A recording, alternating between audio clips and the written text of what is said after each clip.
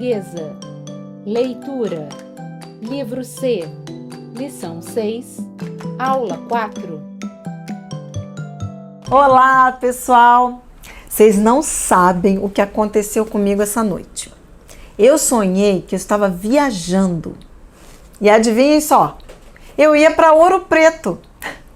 Vejam só como nossa leitura fica na nossa cabeça. Acho que meu inconsciente gostou tanto da nossa leitura da aula passada que até queria estar lá. E por falar em viagem, vamos seguir na nossa excursão rumo ao universo do conhecimento? Vocês embarcam nessa viagem comigo? Vamos lá então. Correção do dever de casa. Para começar, vamos corrigir o dever de casa. Abram os livros na página 69 e com os seus cadernos. Tem muita coisa para aprender com essa ficha. Exercício número 1. Vamos ver o que o autor nos pede nesse exercício. Copie a ficha no caderno e dê respostas completas. Alfa, explica para nós o que devemos fazer nesse exercício. A gente tem que responder no caderno. Responder o quê? As perguntas. E que tipo de respostas temos que dar? Completas. Ah, isso mesmo. Então, para relembrarmos, a que gênero pertencem os textos desta lição? Sim, gênero roteiro. No caso, é um roteiro turístico. E o que podemos encontrar em textos desse gênero? Informações sobre passeios. Que tipo de informações? Me falem que eu vou anotar aqui. Se precisar, voltamos aos textos. Destino, valor, roteiro, contato, nome da empresa. Muito bem!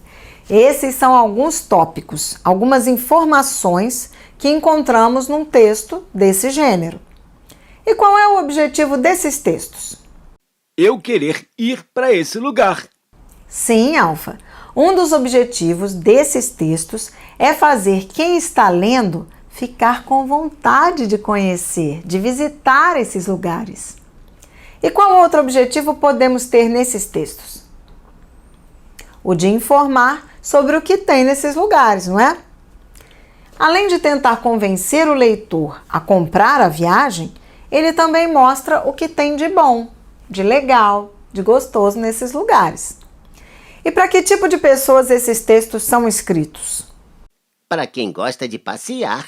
Exato, Beto. Para pessoas que gostam de passear, de viajar, de conhecer novos lugares. No caso do nosso primeiro roteiro, é também para quem gosta de aventuras, não é verdade? Quais atividades de aventura vocês lembram do primeiro texto? As trilhas. É mesmo, Alfa. Tinha uma trilha que exigia até bastante esforço físico. Onde está essa informação no texto? Quem encontrar, me diga. Vamos ver? Quem encontra bem rapidinho? Aqui, professora, na quinta-feira. Olhem, o Beto achou rapidinho. Além da trilha, temos outra atividade de aventura nesse trecho. Qual é? Andar de bike. Isso, Alfa. Tem um percurso que será feito de bicicleta, de mountain bike. Tem até tirolesa. Verdade, Beto. Tirolesa também é uma aventura e tanto. Visitar a região de Aparados da Serra é uma boa opção para quem gosta de aventuras, então. Não é para qualquer um. Vemos isso, não é? E dentro dos textos, temos algumas letras diferentes da maioria dos outros textos. Onde estão? Indiquem para mim. No primeiro texto, quais as palavras que têm letras diferentes? Vou anotar aqui. Ibiza, Aparados da Serra, descrição do destino, quarta-feira, quinta-feira, sexta-feira, sábado. Sim, essas são as palavras em destaque no primeiro texto. Mas como sabemos que elas estão em destaque? Elas têm letras diferentes das outras. Mas diferentes como? grandes, coloridas. Isso mesmo, meninos. Essas palavras estão em destaque, pois têm cores diferentes, estão em letras maiores. E por que vocês acham que elas estão assim? Para chamar a atenção. Correto, Beto. Elas estão assim para chamar a atenção. São informações importantes ao roteiro. O nome da empresa, o nome do lugar, o que fazer a cada dia. E no segundo texto, o que temos em destaque lá? Vamos ver? Ouro Preto, Belo Horizonte, excursões diárias, R$ 65.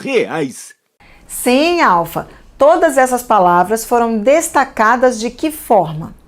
Estão em vermelho, grande. É isso mesmo, Beto. Elas estão em letras grandes e vermelhas. Ou então estão em uma barra vermelha, ou com alguma coisa vermelha em volta. Chamou bastante nossa atenção mesmo. E são informações importantes? São, sim. O que elas informam? Informam o local para onde vamos, quanto tempo vai durar e o valor. Excelente. E o que os textos têm de semelhante? Eles falam de passeios. Sim, Alfa, o assunto é o mesmo. E quais informações eles têm de semelhante? Lembram daquela tabelinha que fizemos na aula anterior? Vamos relembrar? Roteiro 1. Aparados da Serra, São Paulo, Ibiza Turismo. Telefone 31 3225 9039. 31 2104 4910. 2104 4949. 4 dias. Parques de Canela, Vale da Ferradura, Ponte do Passo do Inferno, Parque Nacional dos Aparados da Serra, Cânion do Itaimbezinho. Roteiro 2. Ouro Preto, Belo Horizonte, Ouro Preto Turismo. Telefone 287-0505. 9 horas. Igreja São Francisco de Assis, Igreja do Pilar. Teatro. Igreja Nossa Senhora do Carmo, Museu da Inconfidência, Museu de Mineralogia, Vista de Ouro Preto. Informação. Destino, local de partida, empresa responsável, telefone da empresa, duração da viagem, roteiro da viagem, imagem. Todas as informações que estão ali na coluna informação são as informações que os textos têm de igual, de semelhante. Vamos ler juntos quais são elas? Leiam comigo. Destino, local de partida, empresa responsável, telefone da empresa, duração da viagem, roteiro da viagem e imagem. Muito legal, turma! E o que os textos têm de diferente? No primeiro texto, o roteiro está todo detalhado. No segundo, temos apenas os lugares a serem visitados, mas não temos as atividades que serão feitas lá. Que mais? Sim, no primeiro texto temos o endereço da empresa. No segundo, não. No segundo texto, temos o site da empresa. No primeiro, não. Nós vimos que os dois textos têm imagens. Por quê? Para ficar mais bonito. Será que esse é o principal motivo? Para mostrar o lugar. Ah, sim. Para o leitor ter uma noção de como é o local que ele vai visitar. É para chamar mais atenção, não é? Vejam as fotos dos dois textos. Elas são bem bonitas. E elas vão atrair diferentes tipos de pessoas. No primeiro, que tipo de pessoas é atraída por aquela imagem? Quem gosta de verde. É, Beto, a primeira imagem é para pessoas que curtem a natureza. Diferente da segunda. A segunda vai atrair quem gosta de quê? Da cidade. É isso, Alfa. A segunda imagem é mais urbana. Até comentamos dos prédios e das casas que ela tem. E por que o primeiro texto é bem mais longo que o segundo? Os dois não falam de passeios? O primeiro tem mais detalhes. Sim, e por quê? Vocês perceberam que o segundo texto ocupa só um pedaço da página? Ele não ocupa a página toda. Ele lembra um folheto. O que é um folheto? Vocês já viram esse gênero textual? Um folheto é um papel que apresenta algumas informações sobre algum produto. No caso do segundo texto, qual é o produto que ele anuncia? Excursão para Ouro Preto. Logo, ele é bem menor que o primeiro, que é um roteiro bem mais detalhado. Ou seja, como o Beto falou, ele tem bem mais detalhes. Ao pé da letra. O que quer dizer? Quem tem boca vai a Roma. O que significa isso? O que tem a ver com o nosso texto? Perguntar. Quem pergunta fica sabendo. Exatamente isso. A gente pode se informar de diversas maneiras. Perguntar é uma delas. É meio caminho andado. Todo mundo sabe o que isso significa ao pé da letra. Metade do caminho. Mas qual é o outro sentido? O sentido figurado. Beto. Boa resposta, Beto. Já adiantou muito, já ajudou muito. Já avançamos. Meio caminho andado. Devagar se vai ao longe. É preciso ter calma, paciência. Não precisa correr para chegar aonde a gente quer. É preciso ter calma, paciência. Não precisa correr para chegar aonde a gente quer. Muito boas respostas, Alfa. É preciso ter calma, paciência. Não precisa correr. Nem se a gente quiser conhecer todos os pontos turísticos do Brasil. Conhecer o caminho das pedras. O que é o caminho das pedras? É o caminho das pedras de Aparados da Serra? Atalho, o caminho mais fácil, o jeito de achar o que a gente quer. Isso mesmo. Se você está atolado, precisa de um chão firme. O caminho das pedras. Vai pisando numa, noutra e acaba chegando. Leitura. Muito bem, rapazes. Dever de casa corrigido. Agora vamos relembrar mais alguns detalhes dos textos que lemos? Vamos preencher uma ficha para cada um dos roteiros? A nossa ficha vai conter essas informações, vejam só.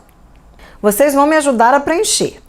Se precisar, a gente volta no texto para procurar algumas informações, combinado? Vamos lá.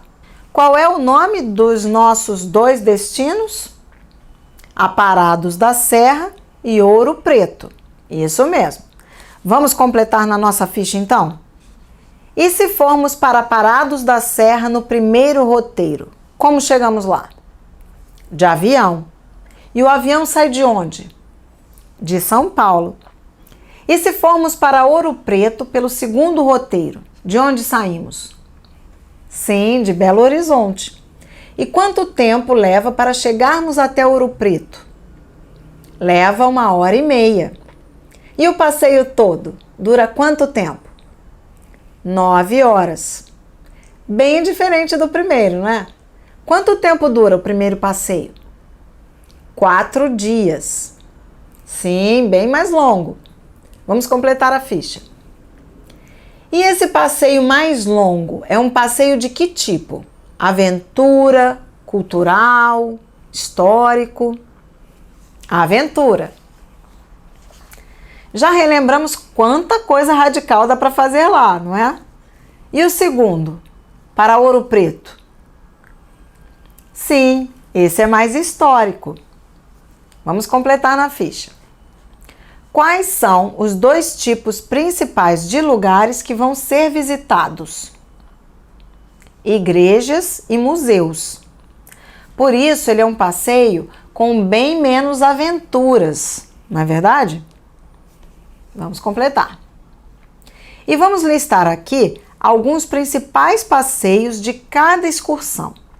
Da primeira, Parque de Canelas, Vale da Ferradura, Ponte do Passo do Inferno, Parque Nacional Aparados da Serra, Cânion do Itaimbezinho, Campos de Cima da Serra. Beto, qual desses passeios você mais gostaria de fazer?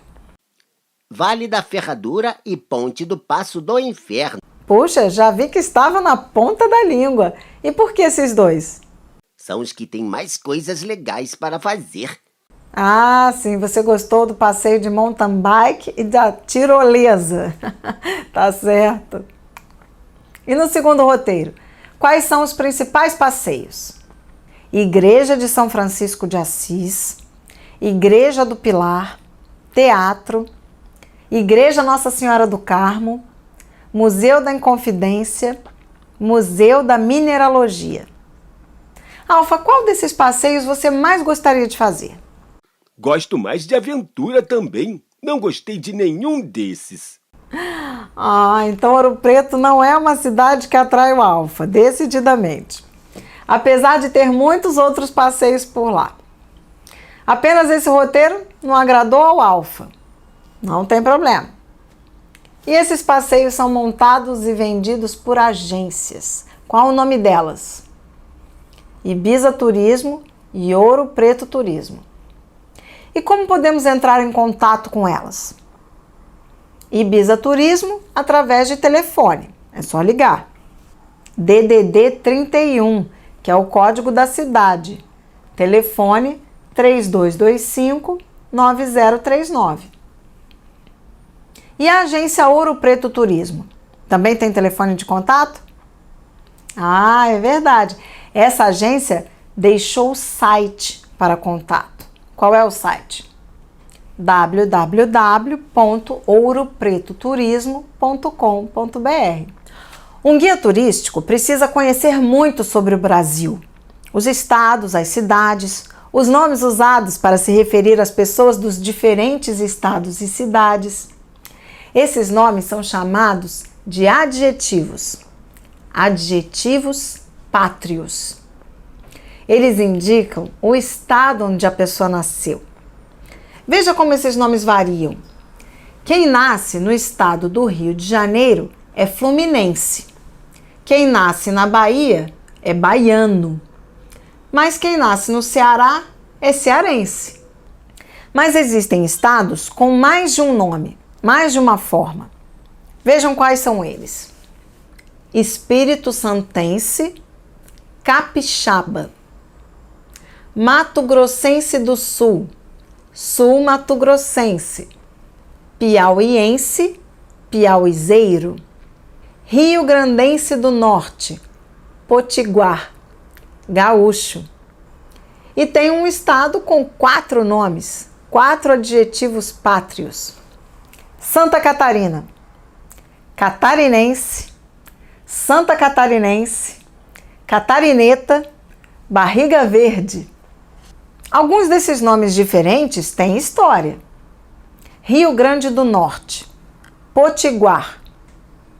Potiguar vem da língua tupi. Eram os indígenas que moravam naquela região. E sabe o que significa a palavra potiguar? Comedor de camarão. Você pode adivinhar por quê, não é mesmo? No estado do Espírito Santo, temos Capixaba, plantação de milho e mandioca. Capixaba era o nome que os indígenas davam para as suas plantações de milho e mandioca. E aí pegou. O povo todo se chama capixaba. Gaúcho. Gaúchos são os vaqueiros dos pampas. Esses nós já conhecemos. Já falamos deles, não é verdade? Aqui na aula mesmo. Professora, e por que quem nasce no Rio de Janeiro se chama fluminense? Por que não é Flamengo? Ou é outra vez esse negócio de latim? Isso mesmo, Beto. A palavra fluminense vem do latim. Em latim, a palavra rio se chama flumen. Flumen, fluminense, o povo do Rio. A palavra fluminense se refere a quem nasce em qualquer cidade do estado do Rio de Janeiro. E a palavra Flamengo é só para quem torce pelo Mengão. E quem nasce na cidade do Rio de Janeiro é carioca, não é mesmo, professora? Sim, carioca, outra palavra de origem indígena. Ninguém sabe ao certo o que significa. Existem duas teorias. Uma diz que significava casa dos índios carijós. A outra diz que significava casa do homem branco. A palavra oca significa casa. Isso todo mundo sabe. Mas vamos ficando por aqui. É muito nome novo para um dia só. Fluência de leitura. Nesta lição, nós falamos muito sobre Ouro Preto. Falamos sobre como era uma cidade rica, com muitos palácios e muitas igrejas. Eu trouxe uma leitura muito interessante para ler com vocês. Eu vou ler só um trecho. A leitura é sobre arte. O livro se chama Artesanato ou Arte? Ele foi escrito por Clarissa Paiva e a ilustração é de Cláudia Fleury.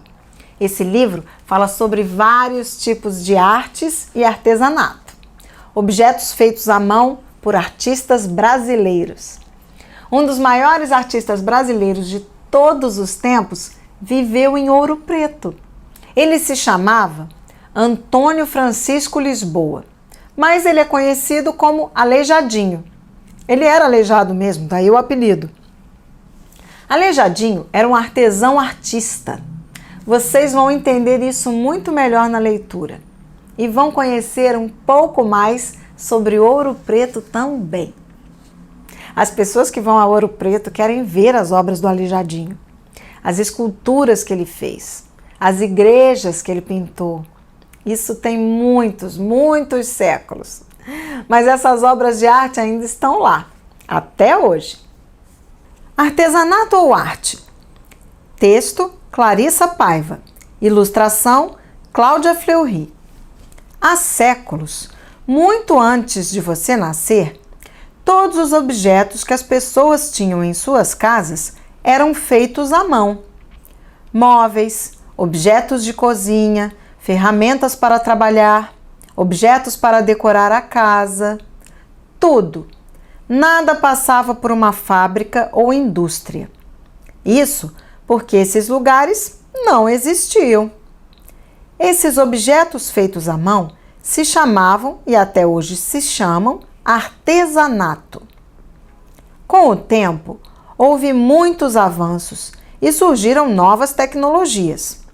Surgiram máquinas para fazer vários objetos iguais de uma vez só e muito mais rápido. Isso significa que os objetos começaram a ser feitos de forma industrial. E o artesanato? Acabou?